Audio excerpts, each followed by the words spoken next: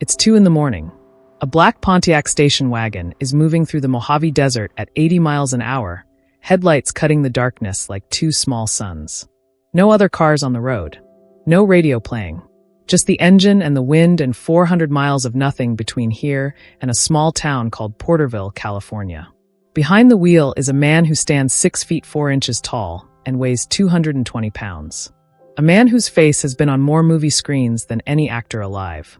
A man whose publicist doesn't know where he is. Whose manager hasn't been called. Whose driver was never asked. There are no photographers waiting at the destination. No studio cameras, no journalists, no award ceremony at the end of the road. There is only a white envelope sitting on the passenger seat. Opened. Read 4 times already tonight. And whatever is written inside that envelope is pulling this man through the dark desert at 80 miles an hour because he cannot think of a single other thing to do. His name is John Wayne. He is 53 years old, the biggest box office star in the world, and right now he is doing something that nobody will ever be able to explain to their complete satisfaction, because he will never explain it himself.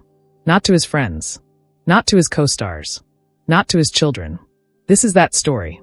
To understand what happened on the night of October 14th, 1960, you have to understand what John Wayne's life looked like from the outside, and what it looked like from the inside. From the outside, it was flawless. By October 1960, John Wayne had appeared in 132 films.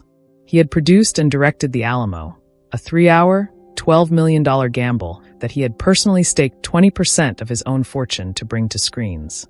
The film had opened the month before, on October 24th of 1960, and the early box office numbers were promising enough that his Batjack Productions offices on Formosa Avenue in Hollywood were running at a full sprint, fielding calls from distributors and reviewers and interview requests from 18 different magazines.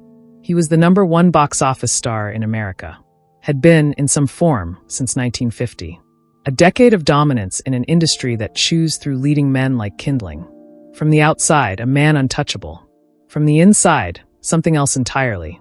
The production of The Alamo had consumed him for 4 years. 4 years of fighting studios, fighting budgets, fighting weather, fighting the Mexican government over filming locations, fighting critics who dismissed the project before a single frame was shot. His first marriage to Josephine Saenz had ended years earlier. His second, to Esperanza Bauer, had collapsed in a public, bitter courtroom divorce that the Los Angeles papers ran for 3 months. He was now in his third marriage, to Pilar Palit, a Peruvian actress 20 years his junior, and by the fall of 1960, they had 2 young children together. Isa, born in 1956, and John Ethan, born in 1962. He was, in other words, a man who had built an image of absolute solidity while privately carrying the weight of an industry, 2 failed marriages, and the slow, grinding suspicion that the people who loved John Wayne on a movie screen might love a version of him that didn't quite exist. That suspicion made the letter worse. The letter had arrived at the Batjack Productions office 3 days earlier, on October 11th, 1960, forwarded through Republic Pictures' fan mail department. Republic received an average of 1,200 letters per week addressed to John Wayne. Most were handled by a team of 3 assistants who sorted, categorized, and responded with signed photographs and form letters. Most never reached Wayne's desk. This one did because of a handwritten note clipped to the outside by one of the assistants, a woman named Carol Haynes who had worked in the fan mail office for 6 years. The note said simply, "I think you'd want to read this one." Carol Haynes had sorted more than 370,000 pieces of fan mail in her career. She had developed a sense for the ones that were different. She was right this time. The letter was from a man named Raymond Gibbons. He was 41 years old. He had worked 22 years as a foreman at a timber mill outside Porterville, California, a small agricultural town in the San Joaquin Valley, roughly 200 miles north of Los Angeles. He had a wife named Dorothy. He had 2 daughters, aged 14 and 11. He had been a John Wayne fan since Stagecoach in 1939, when he'd watched it 3 times at the Porterville Theater on Main Street. He had been diagnosed with pancreatic cancer 4 months earlier, in June of 1960. His doctors had given him 6 to 8 weeks to live. He was now in his 14th week. The timber mill doctor, a physician named Dr. Earl Morrow who had maintained Raymond's care since the diagnosis, had told Dorothy the previous Thursday that Raymond's remaining time was now measured in days, not weeks. But Raymond had not written to tell John Wayne he was dying. That's not what the letter said. What Raymond Gibbons had written, in a shaking, careful hand that took 3 pages to say what might have been said in 3 sentences, was this: that watching John Wayne movies had taught him something specific about how to be a man. Not a famous man. Not a strong man in the cinematic sense. But a man who showed up. A man who kept his word. A man who didn't perform courage but simply enacted it, quietly, in the ordinary moments nobody was watching. Raymond wrote that he had tried to live that way at the mill, with Dorothy, with his daughters. He didn't know Dee. If he had succeeded, he thought probably not always, but he wanted John Wayne to know that he had tried. Because of him, he ended the letter with something that no formula could prepare for. I just wanted you to know your work mattered to one particular man in one particular place. That seems like something a person ought to hear before the whole thing closes up. John Wayne read the letter for the first time on the evening of October 14th, 1960, at approximately 7:30 p.m. in the Batjack offices, alone after the staff had gone home. He read it again at 8 p.m. At 10 p.m., he was still sitting at his desk. At 11:45 p.m., he was behind the wheel of his black Pontiac station wagon, heading north through the dark, without telling a single living soul where he was going. But here's where it changes. He almost didn't go. There is a particular quality that people who knew John Wayne personally, not the fans, but the crew members, the directors, the stuntmen who spent months working alongside him, described consistently across decades without coordinating their accounts. Henry Hathaway, who directed Wayne in True Grit and 4 other films, said it this way in a 1971 interview. Duke was the only man I ever worked with who got quieter when something mattered to him. Everybody else, when the stakes go up, they get louder. They talk more. Duke talked less. You knew something was serious when he went quiet. Stuntman Chuck Roberson, who doubled Wayne across more than 30 productions and knew him as personally as anyone in Hollywood, describe something similar. He had hands like a stonemason, big, flat, calloused, not from fighting, from working. When something was weighing on him, you could see it in his hands. He'd press them flat on a table. Just flat, like he was holding something still. On the night of October 14th, 1960, John Wayne sat in his Batjack office with his hands flat on the desk. He was wearing work clothes, dark trousers, a plain long-sleeved shirt, the kind of clothes he wore when he wasn't expected anywhere. He had not been expected anywhere that evening. The Alamo distribution meetings were done for the day. The office was empty. The letter was in front of him. The thing about Raymond Gibbons's letter was that it required nothing. Raymond hadn't asked for anything. No signed photograph. No reply. No acknowledgement at all. He had simply wanted to send a signal into the dark, on the chance that it might reach someone who would understand what it meant. And John Wayne understood exactly what it meant. Because for all the mythology that had accumulated around him by 1960, the walk, the drawl, the impenetrable confidence, the man who sat reading Raymond Gibbons's letter was not immune to a very particular kind of fear. The fear that what a person does with their life doesn't actually reach anyone. That it echoes into silence. Raymond Gibbons had told him it wasn't silent.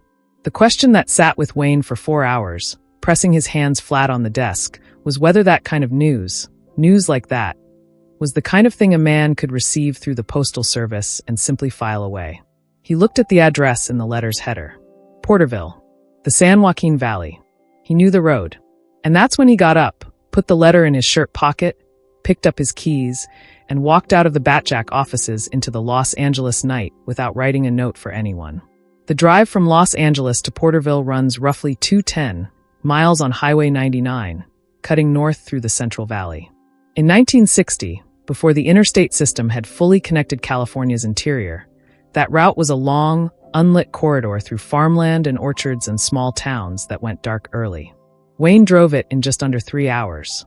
What happened in that car for 3 hours is something we can reconstruct only partially, through what he later did, and through what people who knew him well understood about the way his mind worked in the hours before a decision became an action. Duke Schofield, a wrangler who had worked with Wayne on several Republic pictures and remained a friend through the 1960s, said this in a 1984 interview. Duke never did anything halfway.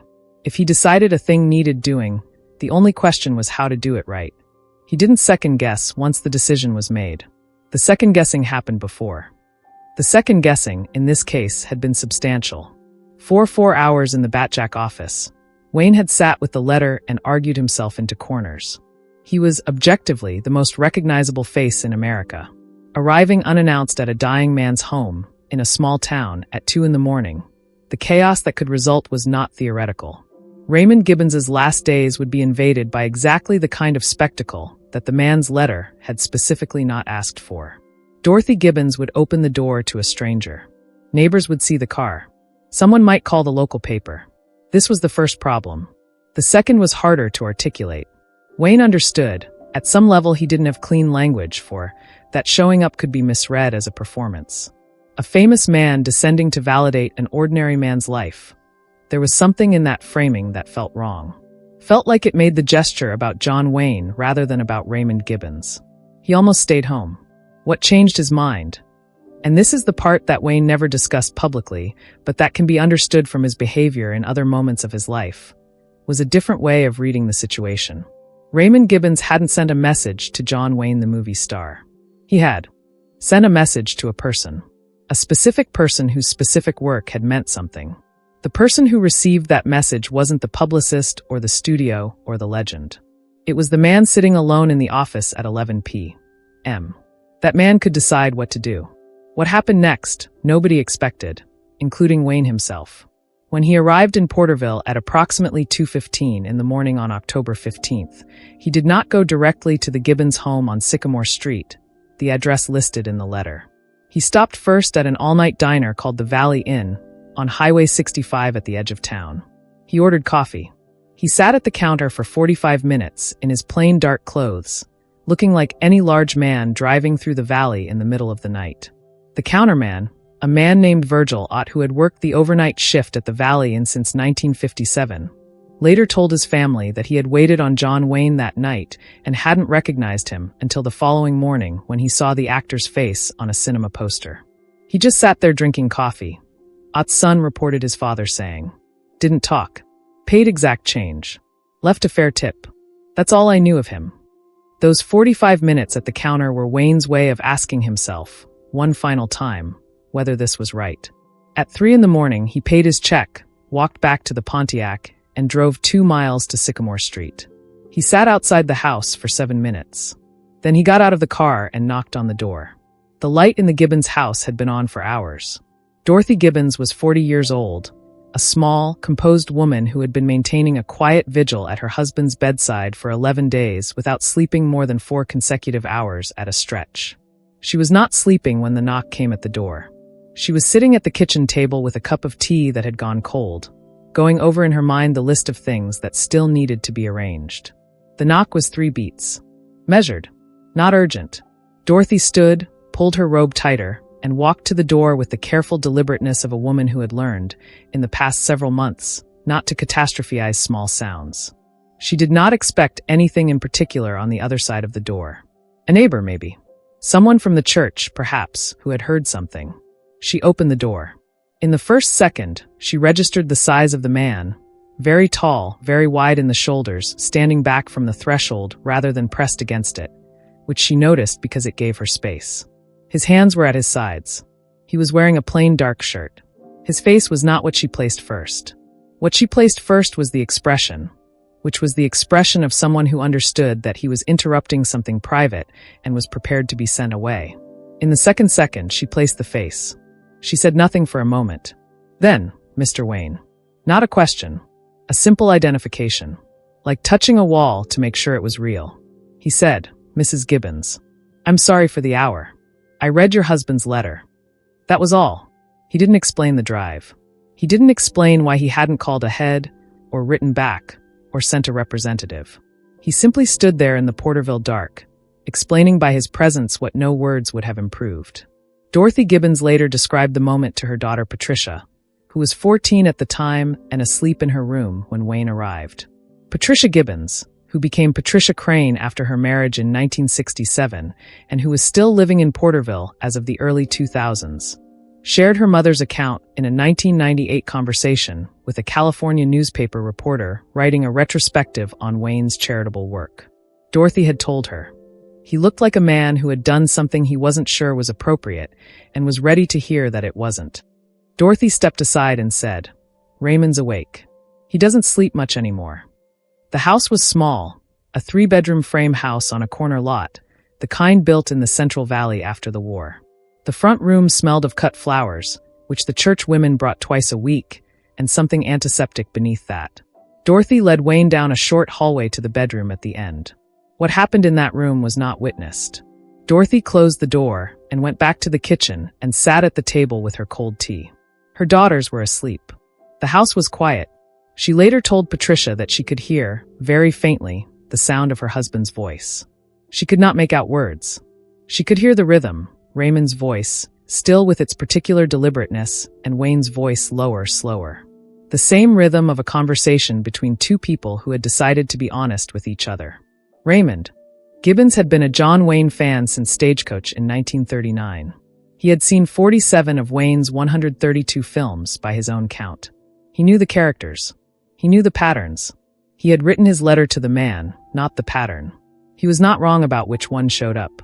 What we know about those 2 hours, because Raymond Gibbons told his wife Dorothy in the days that followed, and Dorothy told her daughters, and her daughters eventually told others, is fragmentary but specific. Wayne asked about the mill. Not about Raymond's condition, not about the doctors or the treatments or the prognosis. About the mill. What kind of timber? What the operation looked like. How many men worked the line. Raymond Gibbons had spent 22 years as a foreman at that mill, and for 22 years that work had been the architecture of his days, and nobody from outside his immediate world had ever asked about it in the particular, interested way that Wayne asked about it that night. They talked about the San Joaquin Valley. Wayne had filmed in the Central Valley twice, once in the 1930s and once in the 1940s, and he had a specific memory of the light in the mornings there, a quality of it he had never quite seen anywhere else. At some point, Raymond Gibbons asked Wayne about the Alamo. Wayne described the production. Honestly, without the publicity framing, not the triumph, but the difficulty. For years of it. The mornings when he'd been certain it was a mistake. The days when the logistics were so Byzantine that making a movie about the Texan Revolution felt like surviving one. Raymond Gibbons listened with the focused attention of a man who has very little time left and is not going to waste any of it on politeness. At some point, and this is the part that Dorothy received from Raymond in the days that followed, relayed in pieces, in the early morning hours when Raymond was still alert enough to talk, Wayne said something that Raymond held on to. He said, "The work either reaches people or it doesn't. You can't control that part. All you can do is make it true." Raymond Gibbons was quiet for a moment. Then he said, "It reached me." Wayne sat with that for a while. At approximately 5:15 in the morning, Wayne came out of the bedroom, closed the door quietly behind him, and walked to the kitchen where Dorothy was still sitting. She stood up. He held out his hand. She took it. He said, "He's something. He really is." Dorothy Gibbons said, "I know." Wayne put on his jacket. He picked up his keys from the small table by the door where he'd set them. He walked out of the house on Sycamore Street, got back into the Pontiac, and drove 210 miles south to Los Angeles in the early morning light. He told no one where he had been. Not his publicist. Not his manager. Not his co-stars. Not his wife Pilar, who was at their Newport Beach home with the children. Nobody in Hollywood knew this had happened. For 32 years, nobody knew. Raymond Gibbons died on October 29, 1960, 14 days after John Wayne knocked on his door at 3 in the morning. He died at home, in the same bedroom on Sycamore Street, with Dorothy beside him and his daughters down the hall. Dr. Earl Morrow was there. The church minister was there. It was a Tuesday morning, just after dawn, and the light coming through the bedroom window was the same quality Wayne had described. That particular San Joaquin Valley light, pale and very clear. Dorothy Gibbons lived until 1991. In the 30 years between Raymond's death and her own, she told the story of that October night to her daughters, to her grandchildren, to the women at her church, and to the one newspaper reporter who found her in 1998 while researching a piece on Wayne's lesser-known private acts of generosity. She was consistent in every telling. She had a good memory, and she had turned the night over in her mind often enough to know exactly what had happened. What she came back to, in every version of the story, was a single detail. Wayne had asked about the mill. Not about the dying. About the work. About the 22 years. He made Raymond feel like the mill mattered, she told her daughter Patricia. Not the sickness. The life. He made him feel like the life was the thing worth talking about. That is not a small thing to do. That is, in fact, an extremely difficult thing to do for a dying person, to attend to the life rather than the approaching end of it. Most people, however well-intentioned, cannot do it. The shadow is too large. They look at what is coming and cannot look away from it toward what has been. John Wayne, without training, without planning, without anything except a 3-hour drive and a conviction that a letter deserved an answer, looked at what had been. That was the philosophy behind the action. Not heroism, not celebrity generosity, not even kindness, exactly, though it was kind. It was something more precise, the refusal to let a man's life be reduced to its ending. There is a line from that night that Raymond told Dorothy, and Dorothy told Patricia, and Patricia carried forward. He said the work either reaches people or it doesn't. You can't control that. All you can do is make it true. That line is not from any John Wayne film. It is not a line that was ever scripted, rehearsed, or attributed in print during Wayne's lifetime. It was said in a small bedroom in Porterville, California, to one man who had 17 days left to live. It reached no audience. It won no awards. It was said because it was true and because the moment required truth. Wayne believed, in a way he rarely articulated publicly but demonstrated repeatedly in private, that the real measure of a man was not how he behaved when people were watching, but how he behaved when he thought no one would ever know. This belief wasn't abstract for him. It was structural. It shaped what he did with his evenings when the studios went dark. On October 15, 1960, nobody was watching. He made the trip anyway. Dorothy Gibbons, in her 1998 conversation with the newspaper reporter, was asked whether she had ever tried to contact Wayne after that night, to thank him, to let him know what it had meant. She said, "I wrote him a letter. A short one. I didn't know if it would reach him, but I sent it to the same studio address that Raymond had used." She paused. "Then, he never wrote back. But I think he probably read it." She was smiling when she said it. She understood the code by then. 32 years after Raymond Gibbons died, a woman named Patricia Crane sat down with a reporter from the Visalia Times-Delta to talk about her father. She was 56 years old. She had 2 grown children of her own. She had worked as an elementary school teacher in Tulare County for 28 years. She had never spoken publicly about the night John Wayne came to Sycamore Street because it had never occurred to her that anyone outside the family would want to know. The reporter found her because he had found Dorothy Gibbons's 1998 interview in an archive, cross-referenced it with Wayne's private correspondence records at the John Wayne Archive at the University of Southern California, and discovered something that neither Dorothy nor Patricia had known. Wayne had kept the original letter. Raymond Gibbons's 3-page, shaking-handed letter was sitting in a folder in Wayne's personal papers, carefully preserved, with no annotation except Wayne's initials on the folder tab. He had kept it for 19 years. He died in 1979, and the letter died with him, until an archivist opened the folder in 1993 and tried to trace who Raymond Gibbons had been. That search led to Porterville, to Dorothy's obituary, to Patricia. When Patricia Crane heard that her father's letter had been in John Wayne's papers for 19 years, she was quiet for a long time. Then she said, "He kept it. I didn't know that." She said it the way people say things that confirm what they had hoped was true. Patricia Crane's youngest daughter, a woman named Michelle who teaches high school history in Fresno, tells her students a version of this story every year at the beginning of a unit on American cultural mythology of the post-war period. Not as a story about John Wayne specifically, as a story about what it costs a person to show up, about the gap between public performance and private action, and why that gap is where character actually lives. The students are 17 years old. Most of them have not seen a John Wayne film. Most of them know the name vaguely, the way you know the name of something that existed before you were born. They listen to the story of the Porterville Drive and the 3-page letter and the 45 minutes at the Valley encounter and the 7 minutes parked outside the house on Sycamore Street. And they understand it. Not because they know who John Wayne was. Because they understand what it means to do something when nobody is watching, and to do it right. Years later, Raymond Gibbons's words came back to John Wayne in a way he could not have anticipated. Not in tribute or an obituary or in the formal accounting of a famous life. They came back in a classroom in Fresno, California, where a 17-year-old in the 3rd row heard about a foreman at a timber mill who tried to live a certain way and wanted someone to know. That's the echo, the one nobody planned for.